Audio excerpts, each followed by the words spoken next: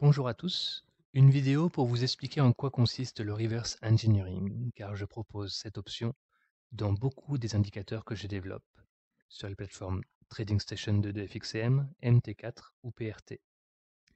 Qu'est-ce que le reverse engineering? Tout d'abord, nous allons voir la définition mathématique, car ce n'est pas un terme que j'ai inventé. On a une fonction qui prend des entrées x qui s'amuse avec pour nous sortir des y. Le reverse engineering consiste à définir une situation y, à la mettre dans une fonction que l'on appellera fonction inverse, pour en déduire quelles entrées il fallait avoir pour que la fonction f nous redonne le même y. Plus concrètement, un exemple dans le domaine du trading, à partir des prix, l'indicateur moyenne mobile trace une courbe croissante ou décroissante. Imaginons que la pente de cette moyenne mobile soit un facteur clé dans votre méthode. Par exemple, dès que la moyenne mobile 20 devient croissante, mon signal est confirmé et j'y vais. Je suis certain que vous vous êtes déjà fait ce genre de réflexion. L'option Reverse Engineering vous donne justement l'information suivante. Pour que la moyenne mobile 20 devienne croissante, il faut que les prix cassent un certain niveau. Voici tout de suite un exemple. Ce graphique affiche l'AUD-USD en une heure. J'ai affiché l'indicateur moyenne mobile simple de période 20. Et le reverse engineering me donne justement le niveau à casser pour que la moyenne mobile change de pente. On peut voir que tant que les prix restent en dessous de 0,72 492, la moyenne mobile restera décroissante. Attention, l'indicateur moyenne mobile est calculé sur chaque clôture de bougie. Donc, le niveau de prix à casser n'est valable que pour la bougie en cours. Mais il a l'avantage de rester fixe pendant toute la durée de la bougie. Puis, à la bougie suivante, le niveau à casser pour changer la pente de la moyenne mobile sera recalculé. Mais le fait que ce niveau soit fixe pendant toute la durée de la bougie, cela peut être un grand intérêt. Par exemple, comme ici, en voyant que le niveau à casser est très loin des prix actuels, et c'est la bougie de 22 heures et par exemple il est 22h10, vous savez qu'il y a peu de chances que les prix atteignent le niveau 0,72 492 dans des délais assez brefs. Du coup, vous savez qu'avant 23 heures, il ne se passera pas grand-chose et que si votre méthode vous demande d'attendre que la moyenne mobile 20 soit croissante, vous pouvez aller vous promener et revenir à 23 heures ou faire autre chose. Vous pouvez aussi décider, au cas où vous savez qu'il y a une grosse news qui peut apporter des gros mouvements, des grands bouleversements sur cet actif, vous pouvez décider de placer un ordre conditionnel sur le niveau à casser. 492. Et dans ce cas, je vous conseille idéalement de placer une échéance d'exécution à votre ordre conditionnel et de mettre cette échéance quelques minutes avant la fin de clôture de la bougie en cours. Par exemple ici, AUD-USD, en une heure, la bougie a ouvert à 22 heures.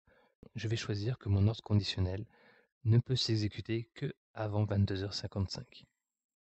Sinon, tant pis, je reviendrai à 23 heures pour la mise à jour du niveau et je déplacerai l'ordre conditionnel avec ces nouvelles informations. Je peux vous montrer d'autres possibilités de reverse engineering sur d'autres indicateurs. Par exemple, tout en bas, vous avez le RSI en période 14 avec un niveau de survente à 20, un niveau de surachat à 80 et la médiane à 50. Les niveaux de survente et surachat sont paramétrables, bien entendu. Votre méthode peut vous demander d'attendre que le RSI soit au-dessus de la ligne 50 pour vous autoriser à acheter. On active donc l'option Reverse Engineering sur la ligne médiane.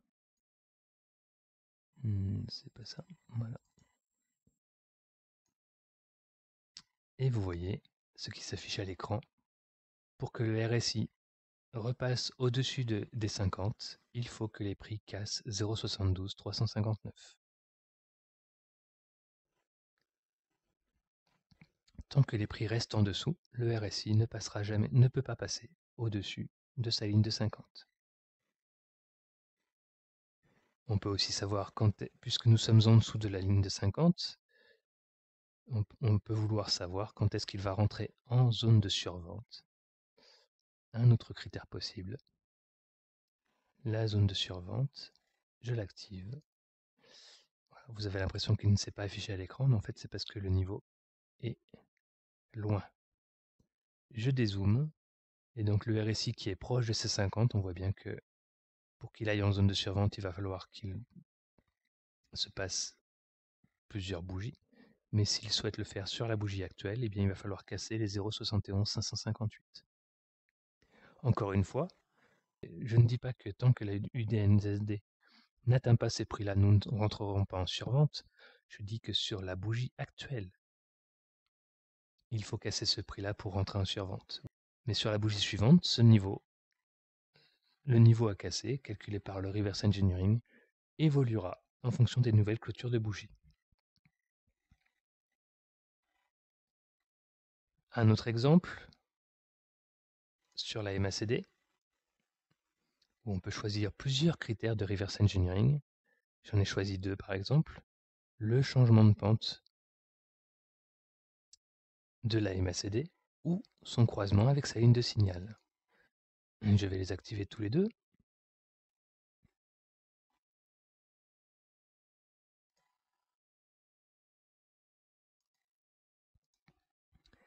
Et voilà le résultat. Pour observer, vous voyez qu'actuellement la MACD, la ligne MACD est croissante. Si je veux qu'elle devienne décroissante, il faut que les prix cassent 0,72 223. Changement de pente de la MACD. Quand on utilise l'indicateur MACD, une information importante est le croisement de la MACD avec sa ligne de signal, qui provoquera le changement de signe de l'histogramme. Quand est-ce que ce changement pourra s'opérer? Eh bien, si les prix cassent 0,72 103, alors la MACD croisera sa ligne de signal et l'histogramme se retournera. Vous voyez que les possibilités sont nombreuses et variées, mais le principe reste le même. Je souhaite que mon indicateur favori soit dans une situation précise, qu'il change de pente, qu'il casse un certain niveau, ou toute autre situation, qu'il croise une autre courbe. L'option Reverse Engineering vous affichera le prix qu'il faut alors casser pour que cette situation se réalise. Et pour finir, en plus d'afficher le prix sur la bougie actuelle, il est possible d'afficher l'historique sous forme d'une courbe.